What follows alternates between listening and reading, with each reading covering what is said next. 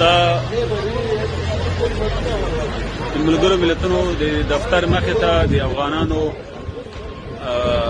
لاریون مظاهره یا غوښتنو لپاره رايوځل کېدل دي چې رسمي ورځ ده. نو د رسمي ورځ باندې چونکې خلک مکاتبو ته، پوهنتونونو ته، دفترونو ته، کارونو ته تللي، نو ډېر زیات تعداد کې نه دي، او بل دلته دوی ته اجازه هم د ډېر زیات خلکو نه وه ورکړل سوي.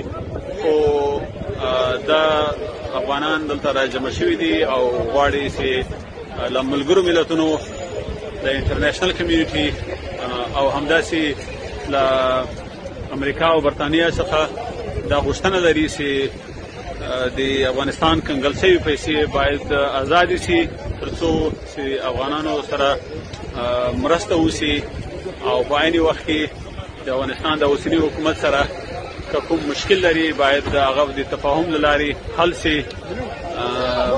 دا د موږ ټولو افغانانو غږ ده.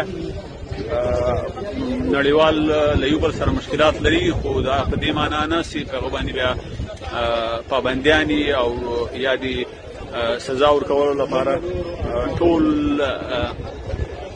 خلکو ته سزا ورکړل شي، بلکې له هغو سره باید خبرې وشي او د تفاهم په منځ په نتیجه کې باید یو لاره پیدا شي.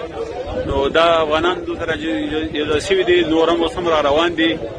په پای کې به موږ د ملګرو ملتونو دفتر ته یو لیک هم ورکوو چې په هغه کې به دا غوښتنه وي چې د افغانستان د خلکو پیسې باید افغانانو ته ورکړي.